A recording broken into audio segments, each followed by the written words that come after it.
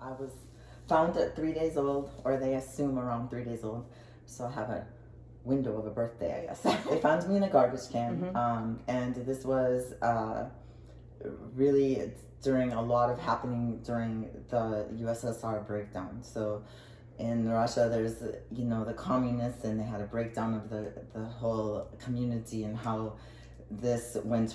We were going from socialism and communism, and all of these things were happening, and people were running, and some people were staying, and it appears that I was born in all of this chaos, and I think, I'm assuming my parents were scared, or my mother, or I don't know if they were together or alone. Yeah. But and so it was just easier to get rid of me. But there wasn't the ability for a lot of the foster parents that you know of. So they do cognitive tests on you, and that at that time they decided by the time I was 3 months old that I was going to be an athletic artist.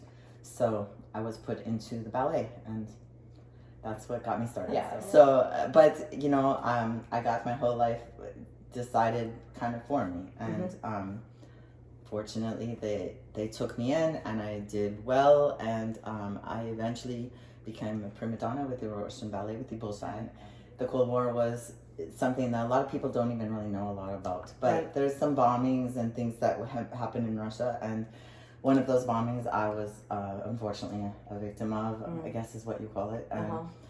I end up with some body parts on me, and Agent Orange, and part of that, and that turns into cancer as we got older. So, and the only doctors we've seen have success with this in the mandala and in the facial area was in America. So they sent me to America healthy.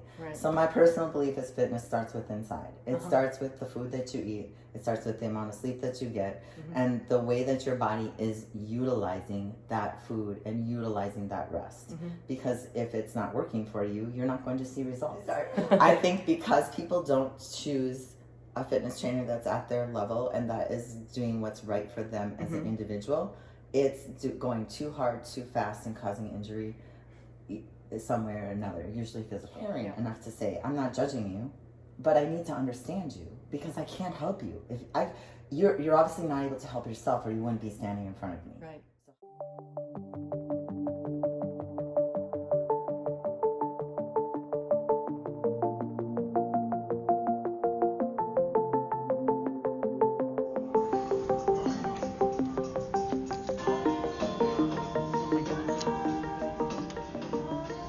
Wow. Did I reach in there and grab it? Yeah, you can grab your... That's your drink.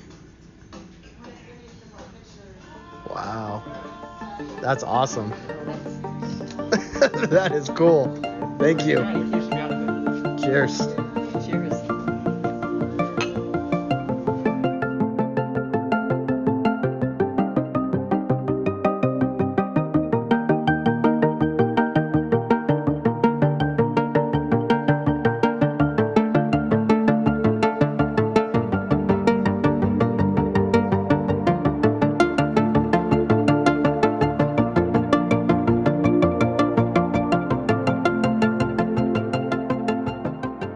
So let's talk about how you assess a client's readiness to get fit.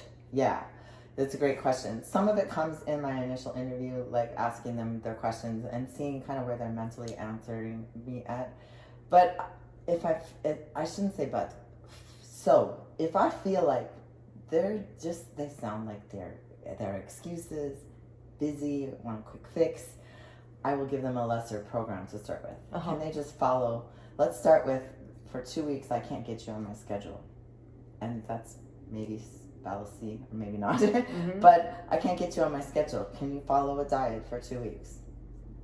You have to check in this many days, this much. And if they can follow that, then I add another element to that. And if they can follow that, I'll add another element, which usually will last about 2 to 3 months. And they have to earn my trust to put them on my full schedule. Yeah. Some because you're in demand. Yeah, and some when they're ready and you just know it, I'll make the room for them. Yeah. And that's for me how it works. If they are against setting schedules, setting plans, making commitments, they're just not my client, because this is a commitment. It's a commitment to yourself above all. Yeah. But how about to the people around you, and just respecting our careers, you know, and us as people. So if they're not willing to meet commitments and be ready now, and they're really adamant about wanting to do this, then I'll test them, so to speak, along the way. There's other people that I've literally just said, as much as you want this, I'm not the person for you, and I'll send them to someone else. And I have a lot of people I know in the industry, so I would rather send them to someone that's better suited to them than have that be something that causes a conflict between us, and it's more stress on me. Right. And I don't enjoy it then anymore. I don't want to work. I want to work and live life, and that in this kind of business, and you, I'm sure, feel the same way. You're putting so much of yourself into this that this is your life, and so having somebody that is gonna take from you and not be able to fill you back up by doing what you ask them to do and in enriching your life, then that's not the person. You know, it's kind of like getting married to the wrong person. We're not babysitters. Yeah, I'm not a babysitter. I say that all the time. I'm not a babysitter. If you need a babysitter, you know, I'll send you somewhere else. If you want to actually be responsible for your own health and you want guidance, that's what my job really is. Right. Yeah. You don't want to feel like you're just pushing and pushing and pushing. You want it to flow right. Yes. Yeah. Yes. That's important. Absolutely. And that's the readiness to get fit, to get results. Right. Right? And how about diet? Do you work with their diet as well, or do you send them to somebody else for that? No, I do work with their diet. That's a challenge. There's also different levels of people that come in. There are some people that they're just wanting, for, in my case, injury prevention or rehab. I get a lot of rehab people.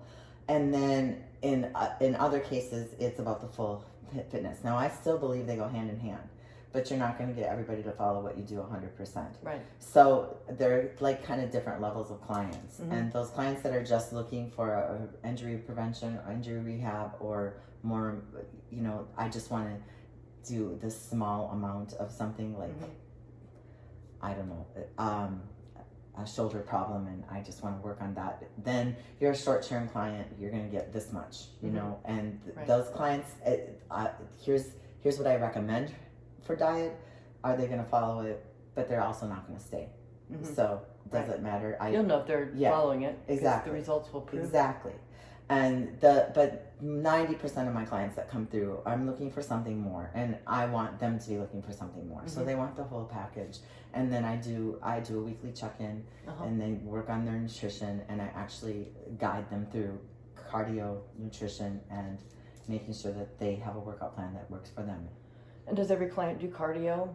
Not every client needs cardio, depending on their goals or what they're looking for. I think they all need it in some way, shape, or form, but some of them, it's integrated into their workout. Oh, okay. And then some, it's more of a separate thing. Right. Obviously, the more that they're looking for a fitness goal of weight loss or something, cardio is more of a benefit and a factor into it. Yeah. Somebody that's we're looking more for, you know, a lifestyle and stuff. Some of them are just, you're not going to get them to do cardio if you try. So I integrate it into the workout. Right. Like with higher reps or maybe something like that. Or timing in between, you know, you got 30 How about the seconds. sled? Do you have them push the sled? Oh, yeah. I'm a big sled fan. I love that thing. Yeah. I'm a big sled fan. I like to push it. I like to pull it. I definitely, I think that's a huge thing. Ropes, all that kind of work. Just get their heart rate up. Yep. Yeah. Yep. And what about the types of clients that you see? Do you see a variety of people, like everything from for example, the grandma that just wants to start moving and getting a little bit of fitness in, to the pro athletes? Do you work with pros as well? So tell me a little bit about the variety of clients that you work with and how you approach it. Absolutely.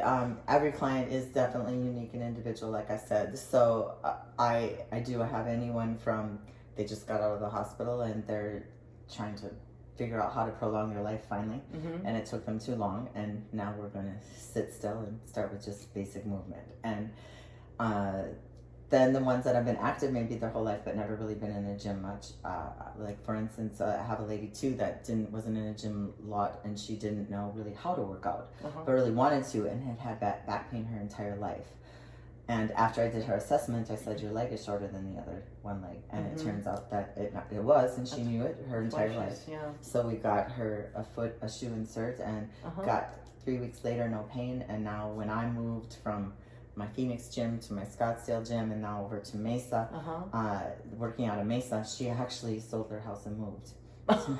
That's dedication. So, you know, because she's like, I'm 60 and I'm finally pain free for the last 4 years. I'm never going back. You know, so that's definitely one angle. And then, you know, it goes to the general weight loss client, the mom or the dad that just like, I want to get back in shape and stay with my kids, and then to the actual athletes and the pro athletes that are looking to do something more or have that elevated, heightened sense of what they're looking to do. And you know, that functional fitness kind of fits in the middle. Yeah. And then you have that crossover where you're going functional fitness, you're going high-end training, and you're going for the whole gamut of making sure that they have all the access to all the things that they need between doctors and chiropractors and massage therapists and body work done, and then making sure that our psychology is on point too. And I think everybody needs that, but getting them to do that is a whole different story. So the ones that I push that with are the athletes. Yeah. Because I believe in it 100%. This is very important. They've done studies on groups of people where they'll have a one group, let's say they're going to practice some kind of a bicep curl. Okay, so they'll be in the gym doing bicep curls. Then they'll have another group that is just visualizing. They'll sit back, they'll do like a meditative visualization and focus on the bicep and visualize doing this bicep curl. And then they'll have a control group that doesn't do anything, so that they can kind of do a comparison. Right. And did you know that the group that visualizes it gets the same result as the group that does the bicep curl? Oh, it would surprise me. So put it together, right? You take the visualization. This is why people go to the Olympics and they become pro, because they know how to do the work and the visualization together to get the optimum result. I believe in it 100%. We did it with the ballet. We did it with gymnastics. We did it in skating. And I did it for myself to move forward because I wanted more. I want to be able to do more. I want to be able to give more. And I don't feel like I was given a second chance at life. I feel like I fought to be the best life I could have. Yeah. That's what I feel like. A lot of people say, oh, I'm lucky, I'm blessed. I have mixed emotions about being those left words. in a garbage can probably isn't blessed. Thank you. I'm not sure that I feel exactly that way, and I'm not sure, you know, I'm going to keep religion out because that's not my forte. Right. What I am going to say is that I believe in me. And I think that's why I'm here. I believe that too. Yeah, for sure. Yeah, there's so much to be said about mindset and belief. Belief is 90% of it, I believe. You know, if you don't have the belief, you're not going to get any results. And, you know, I even tell my patients that, you know, they come in, they're following treatment, but they're stressed out. Yeah. And they don't feel good, and they say, this isn't working. We need to get this under control. So I'll send them to a hypnotherapist or whatever. Right. And one of them, I had one particular patient, he was so stressed out. He said, I don't want to kill myself, but I don't want to live. And I was like, okay, we gotta, and then I didn't see him again. He just kind of fell out of treatment. Oh, no. And I saw him about a year later, and he said, I'm doing so well. He actually continued to follow treatment and address the issue that was causing his stress. Thank goodness. Yeah, and it was pretty amazing. Yeah. The turnaround. He said, the treatment's working because I got my stress under control. Yes. I said, duh. No, I didn't say that. That's what you want to say, right? Yeah. But no, he knew, and he knew that the stress was a big factor, but he was just so stressed out that he was mad at me and mad at everybody. Right, you know? Right. And then once he had it under control and well managed, then he said, his treatment is working great, and he got good results. Well, that's wonderful. Yeah. So let's talk a little bit about training technique. We kind of touched on this a little bit, but how would you approach training for each individual type of client? For example, we've got the maybe 70-year-old that's never worked out, maybe just rehabbing a hip replacement or something like that. how would you approach training her as opposed to somebody who has already gone pro or is working to go pro and is like optimizing themselves in terms of their fitness? Well, in some ways, they're really similar, believe it or not, because it all starts with insertion and origins and how we move. And that's, I genuinely believe that. Yeah. So if you've got a hip replacement, then how you move with that new hip replacement is beginning with what are the other joints surrounding it, with your knee, you know, what's happening on the sacrum and the back and the spinal alignment in the back, and how are you working in that posterior chain to actually support what's going on around that hip. So it's not just a femur, it's not just, you know, a bicep femoris or a glute, it's all of it combined, the adductor magnus. And then is the actual joints of the knee being supported? And so are you working on all of that? So I believe that starts with progressive regressive training. So, and I call progressive regressive training a lot of band work and a lot of isometric work. So being able to actually like slowly work at moving that joint in the position it's supposed to go for your biomechanics. And how does that joint get to there and then come back? And how do you actually manipulate your body to be able to support that? And that works a tendon and a ligament and insertion and origin of what happens with the muscle. And I'm sure you've heard me say before. So I'm going to go to this analogy for a second because I believe that that's the same thing that happens with the pro. But you've never seen a skeleton move. It, by itself, it's not even hold together. It's pieces, right? And you never see or just hangs on a hook. Exactly. With a bunch of screws, you know? And then you have your muscle, and your muscle can't do anything just by itself. So if you slap that muscle and just throw it on that bone, it doesn't do anything. What actually makes that bone and that anatomy work is the tendon attaching to that bone and the ligament attaching and the cartilage. It's all of the tissues that are connective. And that connective tissue is what then allows you to carry muscle and then support a heart and blah, blah, blah. So I always go back to that. When I look at my book that was given to me by that doctor many years ago at 11 years old and think I want to know more about this, it always goes back to the layers. You pull off the layers and eventually you cannot move without a tendon, a ligament, and cartilage being put in the right spot and making sure that it's attached and moving correctly from the insertion and origin of the biomechanics of your body. So if you're not working those little ones, the big muscle is just going to keep getting stronger, and pretty soon it's going to tear that tendon or that ligament or that insertion right out. So that's why I think triceps and pecs are pulled off the bone, a hamstring is pulled off the bone. Sometimes even maybe a hamstring torn in half or something, because you've gotten to the point where you're so tight, you haven't done your body work, and you're so tight, and there's nothing in that connective tissue that's allowing you to get that full growth of stretch as well as contraction. If you're just contracting, eventually it's got to give. If you're just stretching, eventually it's got to give. Now you stretch it faster than it's allowed to go because it's never been treated that way. So that's why I call it progressive regressive treatment. I don't just work on how to contract it, but now how do I release it?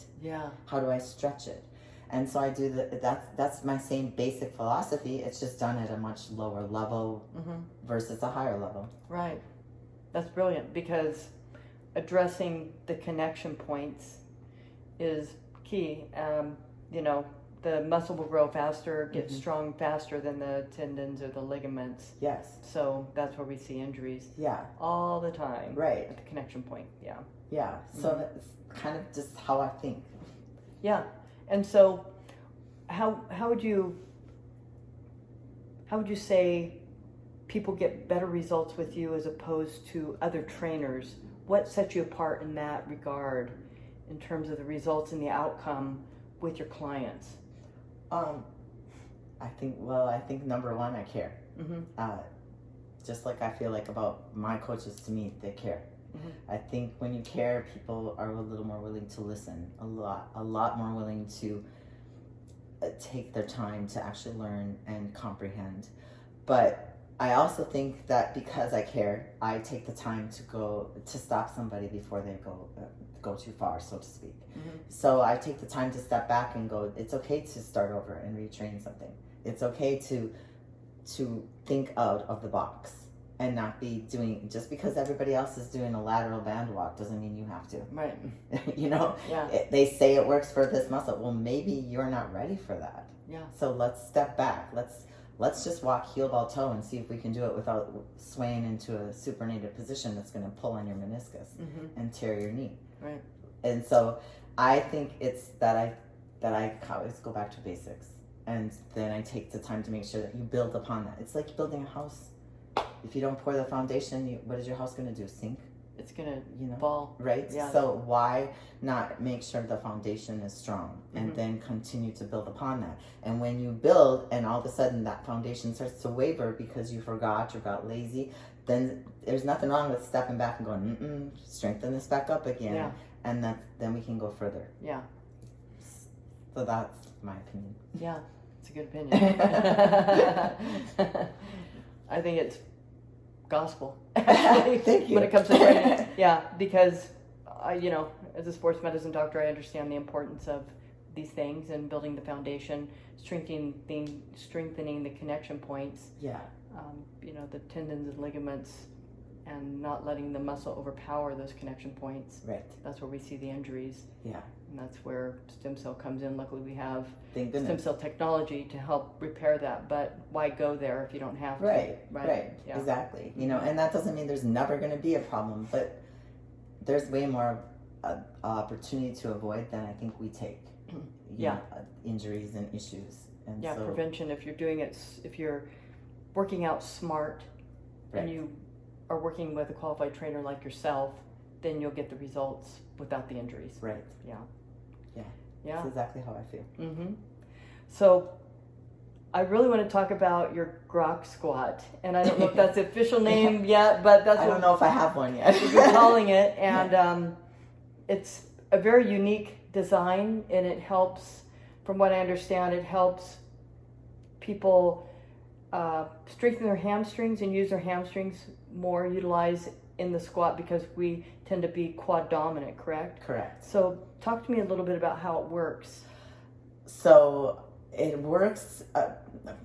Maybe I tell you first how I got there, because then it kind of explains how it works. Yeah, let's go backwards, because it's patented and everything. Yes, so, it's completely patented. So why did you design this device? It got designed because as I was, even back in ballet, as we do things, all of a sudden somebody, my knees always hurt, and blah, blah, blah. And as I started teaching and then training more and more people, it became actually a personal pet peeve. I was just like, are you kidding me? So that means you're never going to the bathroom again. And because you're saying you can't bend your knees. Yeah. Your knees hurt, your hips hurt, your back hurts, your ankles hurt. Then you're doing something wrong. Mm-hmm. We're not made in this life to be in pain. Right. We're choosing it. So what are you going to do to choose to be outside of it? And then you're going to come to me and say, well, I can't do that. So I want you to be my trainer. I want to build my legs, but I can't do any extensions. I can't do any hamstring curls, and I can't squat. So what are we doing here? Yeah, go put your head in the clouds and keep pretending, because it doesn't work that way. So what I started doing was trying to explain to people how their body worked and how we're quad dominant, and people weren't understanding. So I just started putting my foot behind their feet and holding my hands on their knees and saying, if you touch that knee or that chair, you're starting over, and I'm gonna make you sit here for the next hour and do it. And I've had clients that have literally stand and sit for an hour in my training session, because I won't move on until they learn it. Uh-huh. So I'm just that picky. And so after years and years of studying people and trying to figure out how to get them to protect themselves instead of hurt themselves more and complain, that there's a way around this, that you can actually just improve yourself, is I designed something that was trying to get them to just use their hamstrings. So their bicep femoris into the insertion of the glute tie-in. And the glute maximus is our biggest single largest muscle in our body, correct? Mm-hmm. But we don't use it. It's like the third muscle to kick in if you do a glute exercise. Mm-hmm. You use your medius, your minimus, and then you decide, okay, I'll get into that maximus. Uh-huh. So the biggest muscle is the laziest one in our entire body, and it's the one that supports our posterior chain. Mm. It connects into our piriformis, right, and our iliac extensors. So how do we make sure our back is strong and protected if we can't use our butt? Right. And then how do we make sure our hamstrings are working? So I always say this, you can tell if somebody knows how to use their hamstring by the way that their butt looks. Mm-hmm. And if they don't know how to use their hamstring, their butt is usually a little flat and it's saggy. Mm-hmm. And so how do we actually get them to use their hamstring correctly and from the insertion and origin? So what my philosophy was to design something that could help my clients initially, mm-hmm. just the people I could touch. But then after I started working with them and realized I could help everybody. Like this is people that have come with me to, torn meniscus and PCL and plantar issues and whatever. All of a sudden they're out of pain, and now they're asking me to do this. Mm-hmm. So then now how can I make it even stronger yet? Because I can't put my hands in front of every person's knees in the world. It doesn't work that way. So I started to design. I put some ankle cuffs on someone and a band, and notice that out there was people putting bands from their waist on the side of their leg, like a belt on the side of the leg to their ankle. Well, they're still using their quad. So I moved the band to the center of their back. So it's from the center of the posterior chain where I'm talking about the entire problem starts in the first place. Okay. And so if you take that from that posterior chain and you are centered it, and you take that weight and distribute it equally to both ankles, now you're actually forcing yourself to go back and around that knee. So now my plantaris and my PCL are being helped by my meniscus, my cruciate, and my patella. And they're all working together. Right. So my bicep femoris actually has to work to pull my body up and around my femur and down. That's not the way we squat. I know that. That's why it's not an actual squat. It's a teaching tool. Right. But it was teaching people how to use their bicep femoris into their glute maximus, and then protect their hips, their knees, their ankles. My Achilles tendon is also protected because now I'm not putting all that weight into my toe that my Achilles is actually being ruptured and pulled. I actually have something counterbalancing with my bicep femoris helping my quadricep. I have to use my quad to walk. I don't have to use my hamstring and my glute. Look at people every day, step into any mall. 99% of them go flop, flop. Their quad picks their leg up and they throw their foot down. Because the hamstring is not controlling the movement. There's no hamstring actually pulling. I think of our body like a choo-choo train with our heels. Heel, ball, toe. So it's like pull, pull. I should be pull. If I'm stepping forward, I'm not just propelling forward. I'm also pulling backwards. Because for every move we make in this world, there's an equal exact opposite reaction. So what's the opposite of my quadricep? My hamstring. Right. So if I don't learn to use it, I'm lopsided. And now I'm causing injury somewhere. Whether it's my psoas, my labrium, my piriformis, my iliac extensors, my sacrum. I mean, we could go on and on. Yeah. Adductor magnus, one of the weakest muscles in our legs as well. Even though people do adductors, they don't necessarily use their knees correctly. So now they're pulling on their ACL and they're pulling on their plantaris in the back of their knee.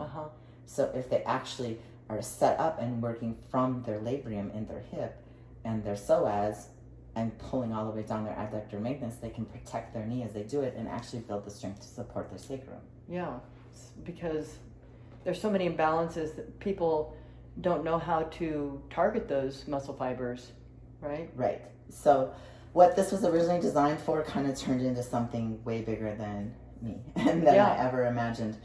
But I'm so excited about it because I feel like I know it works because it wouldn't have been patented. Right. They put me through the ringer in that process. And that wasn't even my idea. That was a client of mine who had bad knees and is a lawyer and said, you should do this. And I was like, I didn't even know what a patent was, actually. I was like, whatever, And then eventually, after enough, coaxing, I finally called, and it just kind of flourished from there really quickly.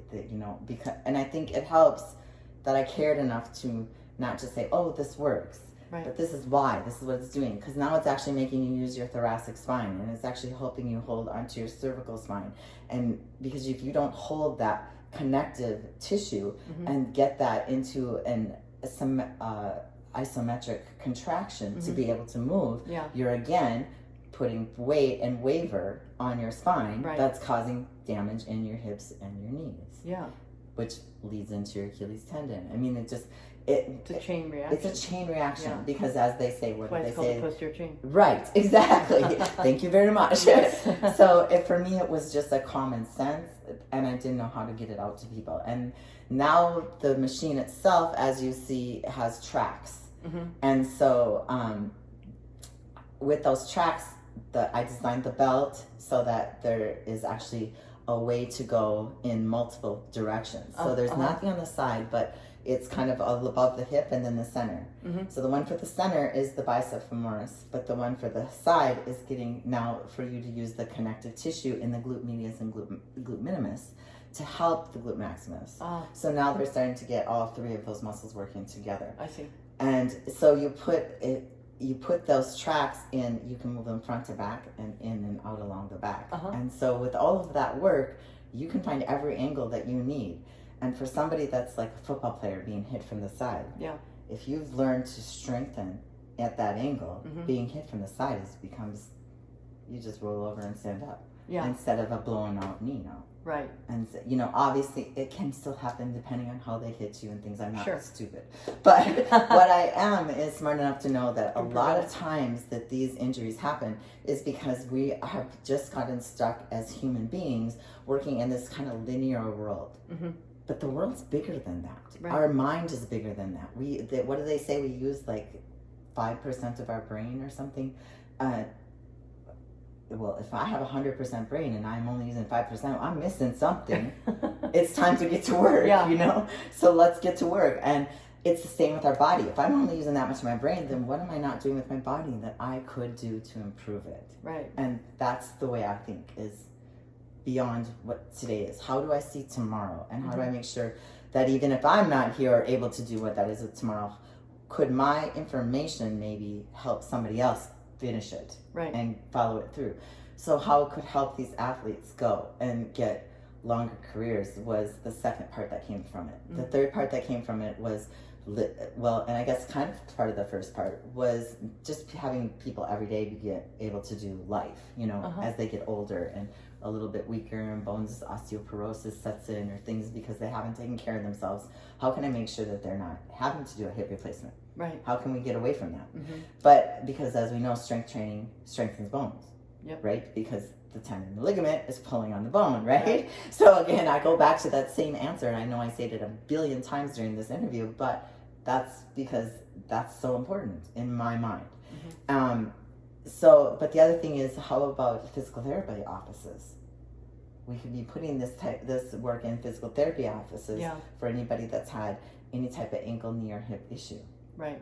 And if we take this machine now and we start looking at the way that this machine could be used, I have another evolution of it already designed of how to make this into lunges and side lunges and deadlifts. And now you're locking again your legs into a position where you have no choice but to use the right muscles to get there. So it trains you. So it trains you so how. When you go to the gym, then you're using the right muscles because you've trained those neural pathways. Correct. Right. Exactly. And once that neural pathway is fired, now the world is at your feet. You can do anything you want, you know? So it's a decision, I think, that you make. So this has now evolved into something that's more than just the Graack squat. It's now kind of like Graack method, I guess. Yeah, like, you know, I like it. And how do you get the entire body to, and it started with these bands, but I do believe it could turn into a pulley system, and that's my eventual goal. And now it's just kind of getting the word out and seeing if I can start evolving. Yeah. So let's go and watch the video right now on the demo, and you're gonna love it. I'm here to show you, I guess, what's been named the Graack squat, but it is patented. There's my official patent, and I'm very excited about that. I have my patent number, and it's ready to go. I designed this machine because of people and their injuries. So people coming in with knee, hip, ankle issues, and low back issues, and even clavicle problems because their hips are out of line. So in that case, I decided to start looking at a way to allow them to improve themselves. Because as I said before, I just, it doesn't make sense when you're 30, do you want somebody helping you, or do you want to be able to do this, or 60 or 8? I want to live as long as I can live and be able to do things on my own, not have to have help. So this is designed actually not as a squat machine.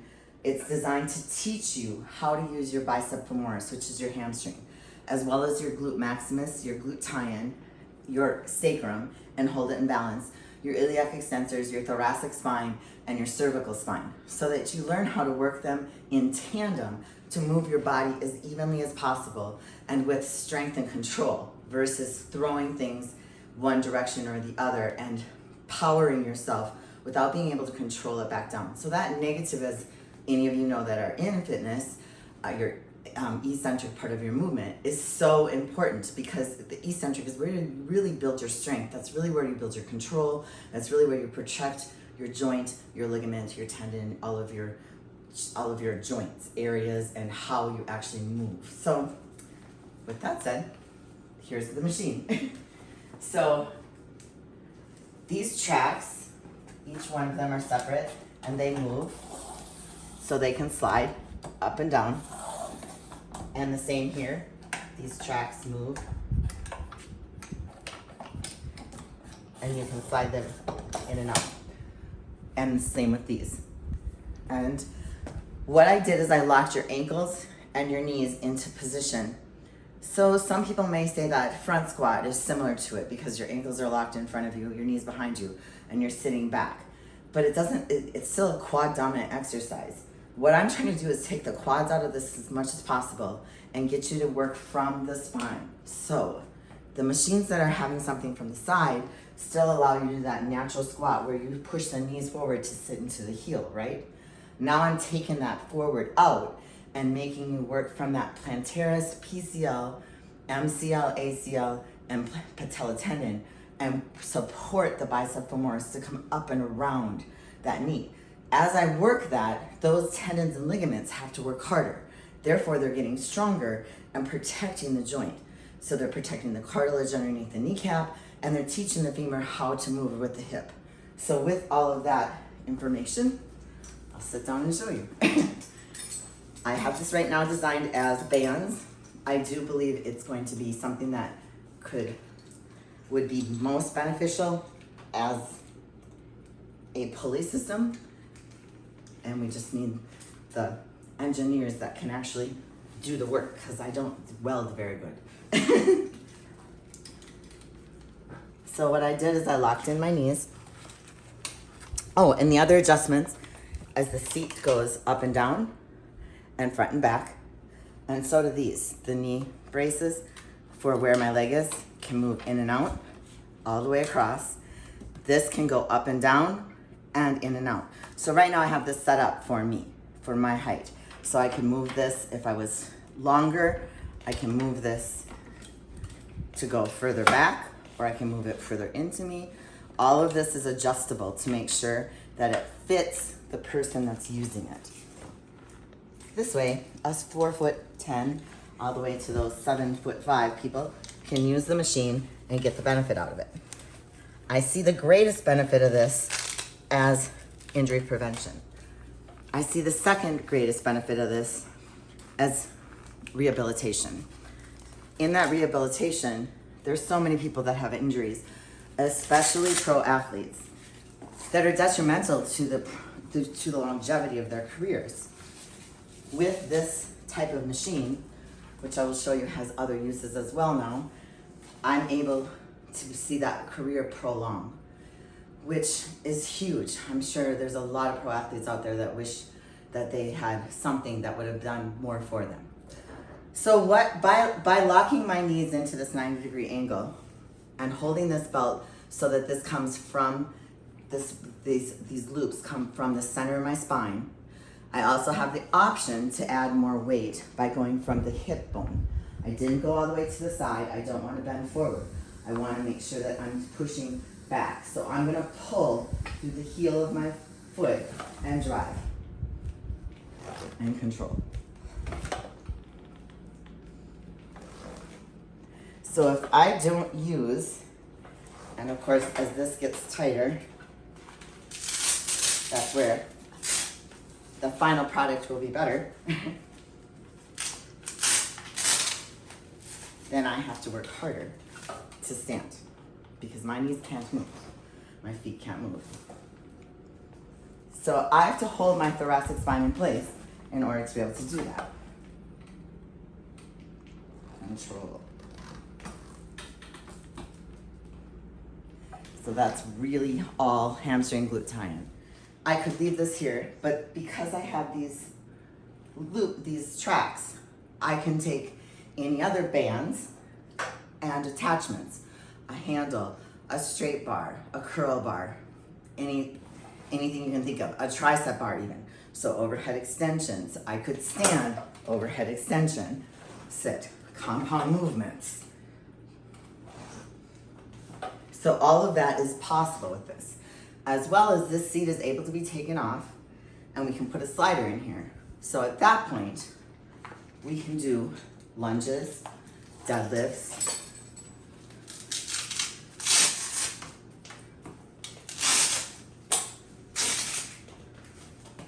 side lunges, because this is a track. So this center track, if you see right here, actually is movable. So it can slide. So I can take that whole seat off, slide,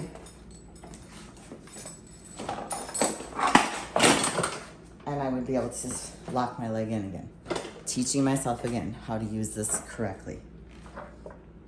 So I'm using the body on training the body on how to use the muscle from the insertion and origin. Therefore, when I get back to doing a basic squat and I'm pushing into, my hamstring is helping me get into that position instead of pushing into my knees or rolling. So I'm working my adductor magnus, bicep femoris, my vas lateralis, chest is up, and I can actually use my hamstring to determine and dictate that move. So that was a pretty good representation of how the device works, but there's so much more to it than what we were able to see in the demo because there's more. The design is there, just the pieces aren't manufactured yet. Right. Yep. So pretty cool though, because how many people can get out of their chair without, moving their knees over their feet, over their toes, right? We're quad dominant, so in order to get out of a chair, we're kind of doing that rather than, I can't use my hamstrings to get out of a chair. I mean, I need the Graack squat. It is, like I said, since it is a teaching tool, and it is, as you see, when you do it, you have to get your body forward in order to get the hamstring to fire because of where I'm pulling from. But that, of course, is just a teaching tool to build the strength. So that once you start to use your squat correctly and you get your knee lined up over your metatarsal, your second metatarsal, and keep everything going in a proper line, your knees do go forward. Your weight goes into the ball of your foot as well as your heel. And your quad does work. But when my hamstring is helping, I save my knees and I save all of those ligaments, tendons, because now it's not weight jutting forward into it. Right. It's balanced. So my entire leg is working to support my posterior chain the way it's supposed to. And like I said, then the other exercises that we can extend this to. It's just mind-blowing. Mind-blowing.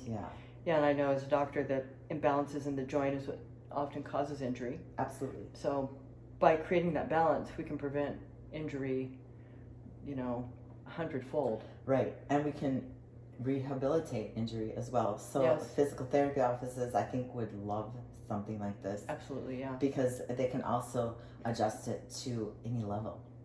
And that's where getting it to eventually be a pulley system too would just be exhilarating.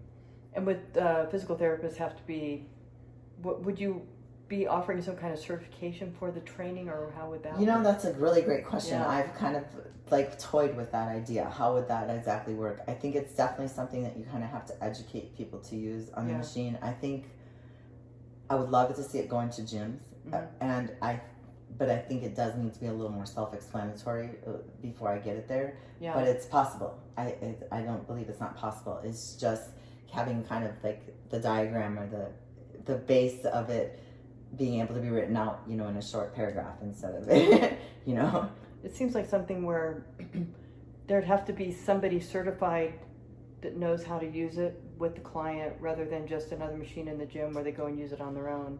Because I don't know. What do you think? That's where I would disagree actually. Oh, okay. Because since everything's locked in, Uh-huh. you just can't move if you can't do it. Okay, all right. Yeah. Like if somebody's sitting in it, their ankles locked, their knees locked, and they try to stand and they don't have the strength, Mm-hmm. they're not going anywhere. They can't go anywhere. Yeah. They're just gonna keep doing this. They can't screw it up.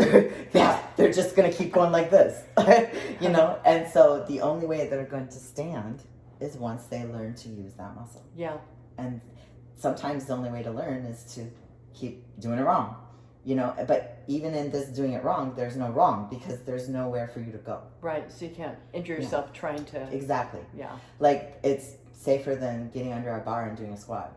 Uh-huh. It's safer than getting under any squat machine and doing a squat because you put anything on your shoulders, anybody can stand and wiggle. Now I've locked you in.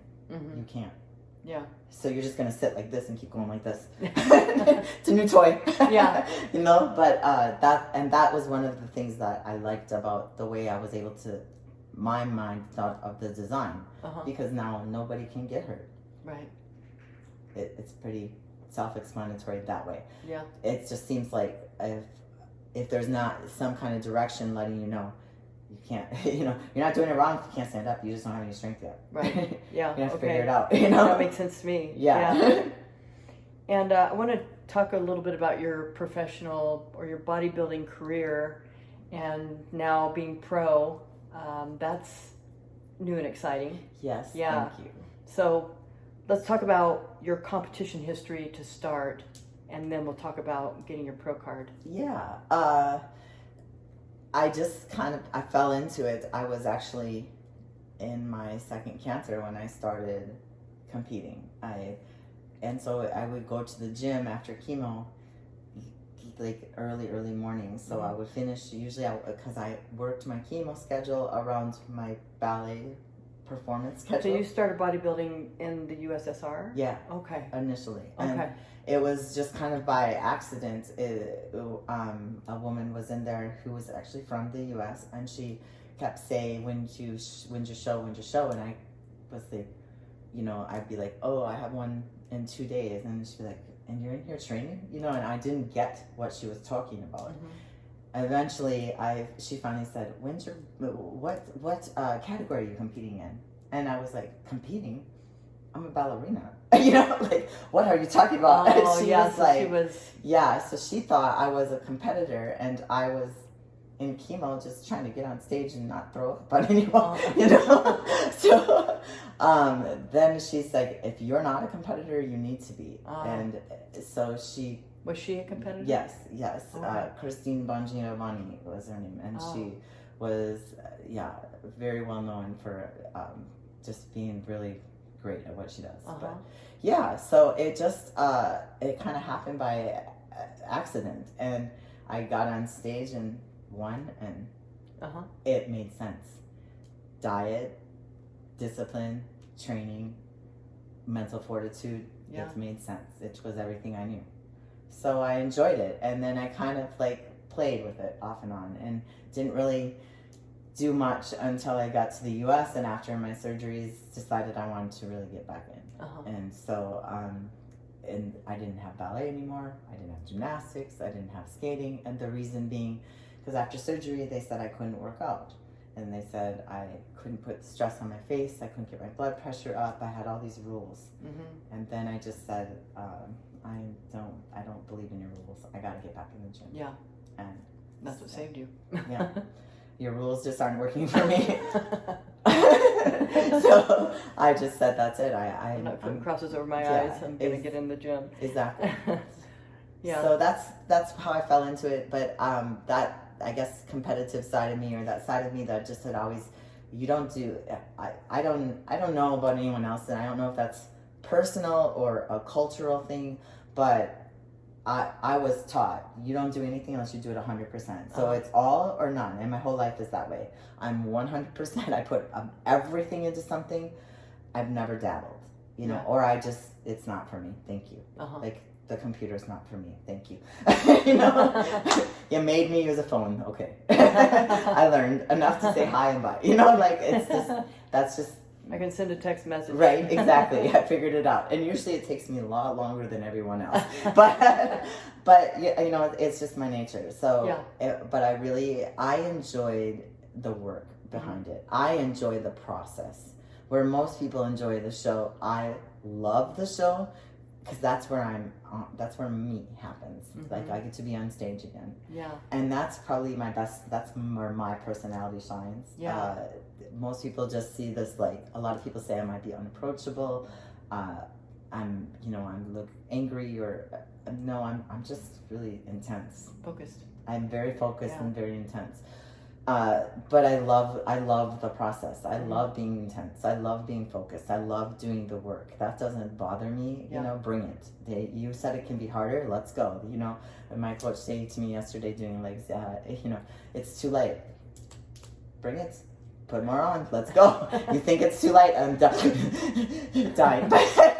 But you know, okay. Then you say it's too late. Let's do it. I want to try. If I fail, I succeeded.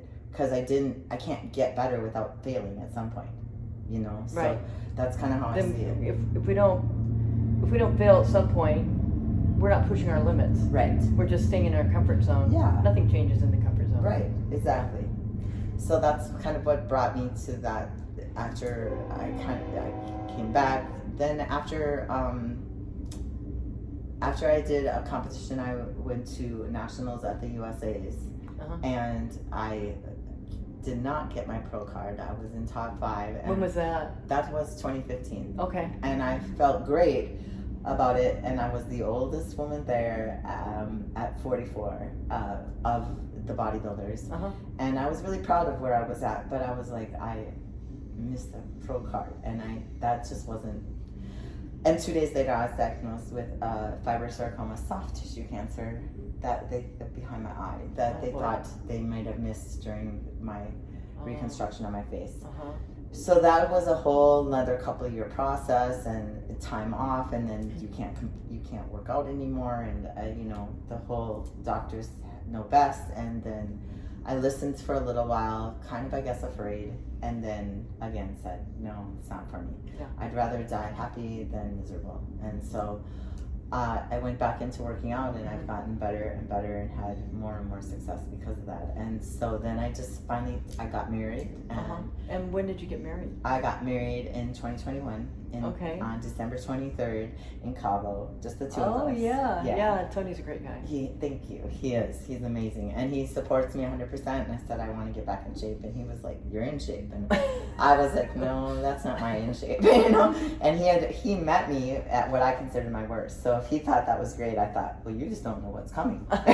So just you wait. Yeah, just wait. So I got him, you know, to think about it, and he said, well, let's do a powerlifting competition, because he's a powerlifter. Yeah. And so I was like, okay, but you know, I haven't lifted in like 2.5 years. And he's like, well, let's see what we can do. So I took second in the world in deadlifting in power competition. Terrific. Wow. Which I was like, it should have been first. I didn't lift heavy enough, but and he won the world championship. Terrific. Wow. He's amazing.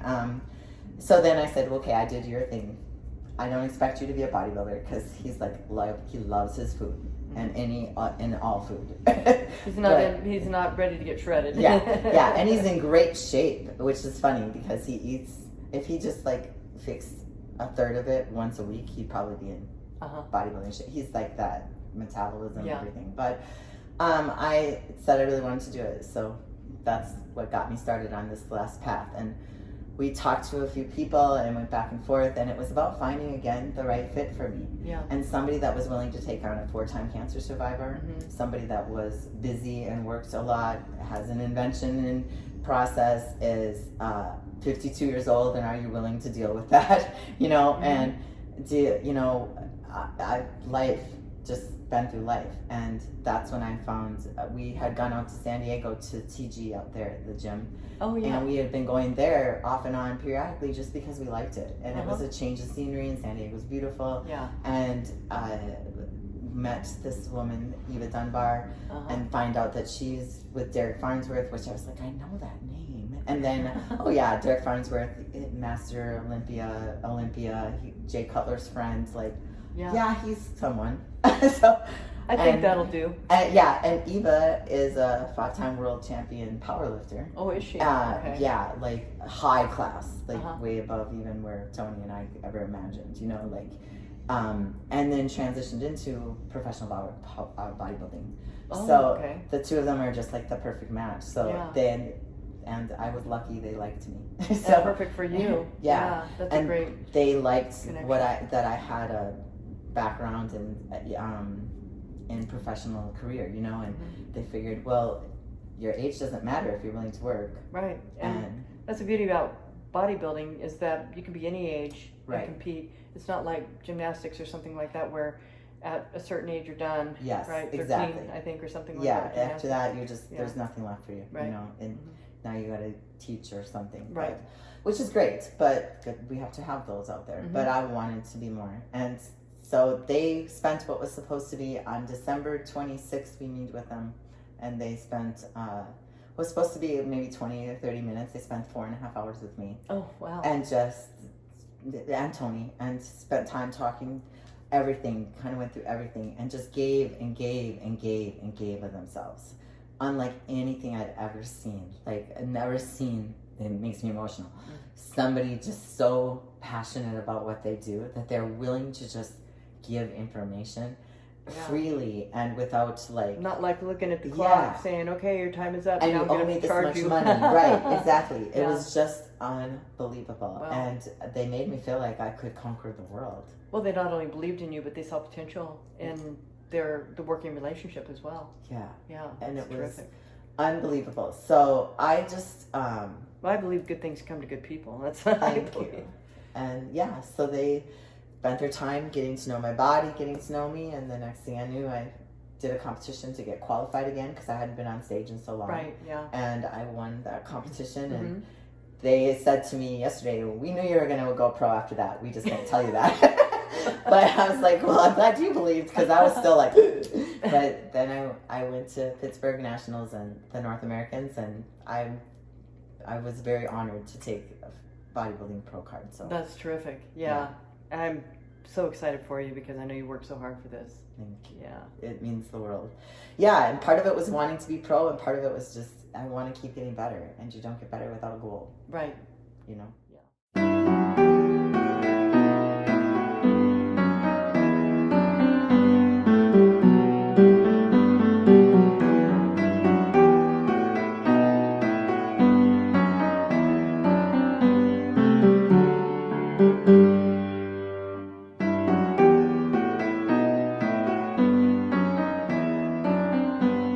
Let's go back to your training career, and I want to talk a little bit about what a high-risk client might be.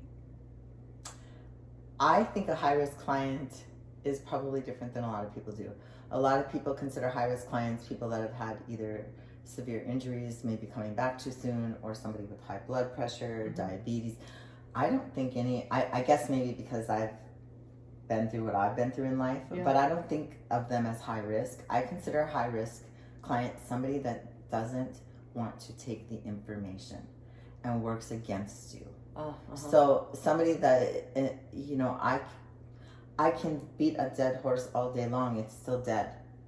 You know? Yeah. But I can't make that dead horse wake up. So it's somebody who's choosing not to follow the program. And that's a high-risk client to me. That's the client that I can't work with. You bring me a client that has an injury of any multitude. You bring me a client that has health risks to any multitude. I can honestly say that I have sent I have sent clients that have had issues to the hospital or to a doctor or to the right place and save their life, and never would look back and not do it again. You know, I'm proud of myself that I was there and in attendance, focused on them, not on my phone, not on something else going on around me, but looked at them the entire time and paid attention. And I was disciplined enough to recognize and researched enough to know what to recognize of signs of things going wrong and time to go and take care of them. So I don't consider that they were high-risk patients because they didn't know they had issues, you know. It's or even those that did, they were listening, so they did what they needed to. I guess I consider more a high-risk client the one that's not going to listen and then comes back and says, oh, I was doing that walking lunge and I twisted my knee. Well, did you really do a walking lunge or did you just kind of flop yourself around? Yeah. Did you use the right technique? Did you? Yeah. Did you hear anything I took the time to train? On top of the... Right. Because they train outside of their training sessions with you, right? That's correct. A requirement. So it's not like, well, what's the average? Is it 1 or 2 times a week that they meet with you? What's the average? It really depends on the client. Most of them meet 2 to 3 times a week. Some, the more high-end, more dedicated, meet 4 to 5 times a week with me. I see. Okay. And then there's a few that will come in once a week and just have whatever going on in their life. Those are probably closer to high-risk clients because are they taking that information and really absorbing it? Are they self-starters, right? Outside of the training session. Right. Right. Exactly. So that's what I consider a high-risk client. And for me, those are the ones that challenge me.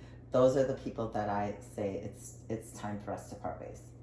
You know? And then you have an approach for people that do come in with diagnosed conditions like osteoporosis or, you know, maybe acute injury, chronic pain for whatever reason, other disease, hypertension. Right.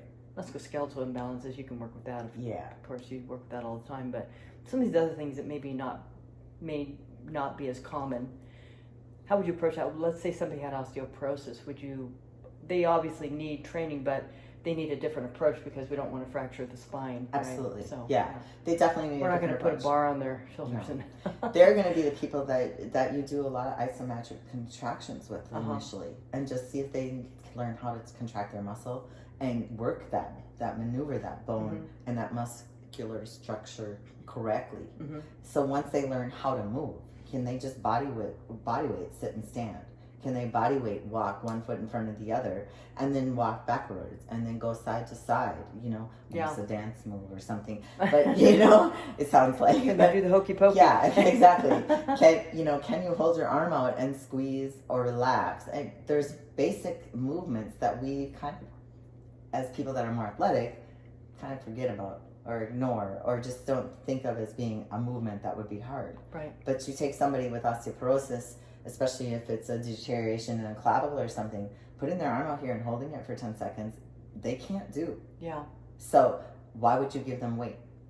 It makes no sense to me. Yeah. Let's see if they can bring their arm here first and hold it for 10 seconds. And let's slowly build up to 2 more seconds, and get them to a position where they can actually start to build that muscular strength against that bone and start building some strength back up.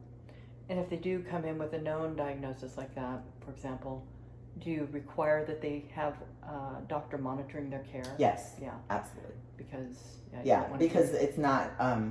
I'm not a doctor, and I make that very clear. I feel very confident in what I would give them to do, but they have to have permission. They have to have a doctor that's working with me, that we're on the same page of what their care is. Because otherwise, if they go back to the doctor, they're saying something different than what I'm giving them to. Now we're causing more problems. Right. And that makes no sense to me. If somebody comes in with joint pain, like knee, hip, or something, would you require them to go get some imaging or just refer them to a doctor that might order that? What would you do if they said, yeah, my knee's bothering me, maybe they do or don't know what's going on? How would you follow up with something like that? I would definitely require them to go see someone, but before I did that, the first thing I'm going to do is have them do some basic maneuvers and find out, is this an ache? How long has it been happening? Where, is this something that just happened last night? Did you sleep funny? Right. Like sometimes people are very unaware of their body, and so I would, before I put somebody in a position where I'm asking you to go spend money or use insurance or whatever it is for that, I'm going to make sure that this isn't something that is just you not really being mind muscle connected and Right. need to do some work, you know. Yeah, it could just be a simple imbalance that you can Yes. work with, or it could be Exactly. something more, huh? Exactly. Like a And torn meniscus or... I'm actually pretty good at that now. I've been working, you know, in this industry so long because even though it wasn't personal training, ballet, gymnastics, and skating is all physical activity. Yeah. You know, so I do take that time to make sure and pay attention. And quite often, most of the time, I tell somebody, I think your meniscus is torn. I think you need to go to the doctor. And a lot of times they'll like, oh, it doesn't, you know, they put it off. But sure as heck, every time I've said, they don't want to really know what's going on. yeah, so that every time La, then la, they la, go and denial. do it, exactly. Then they come back and you were right, it's my meniscus, it's torn, or you know, Yeah. whatever. So 99% of the time they're looking at me going, I should have just said what you said, you know, gone to the doctor. So. Yes, you should have. And in terms of personal training, what's the length of time that people will work with you? Is it more of a short-term thing? Is it long-term? Does it depend on what their goals are? 90% of it depends on what their goals are, but I will say I don't tend to have too many short-term clients. I don't know why. I would like to address the fact that I should say, believe it's that I care. And if I've had a couple times where somebody's like not agreed with something I did or the way that they worked with me, and I have yet to have somebody leave and not come back begging to come back as a client. So sometimes they leave and then they say, "Can I come back?" Yeah, and if somebody leaves on good terms, I don't have a problem with that. Right. But if somebody leaves thinking that they know more than me or are not very polite about it, I don't look back. They're going to be a challenging client. You're a challenge to start with. Why would I believe you're any better? You know, and if you are, great. Give that to someone else. Pay it forward. Yeah. Because I don't need your pay it forward. Well, you have a really good attitude and philosophy about training and about working with people, because you have to be passionate, you have to be no nonsense, and you have to have an expectation of what you want from people. Yeah. And not everybody has all three of those things, you know, and everything that you did leading up to now prepared you for what you're doing now. And so I think that is just brilliant. I've known you for about a decade.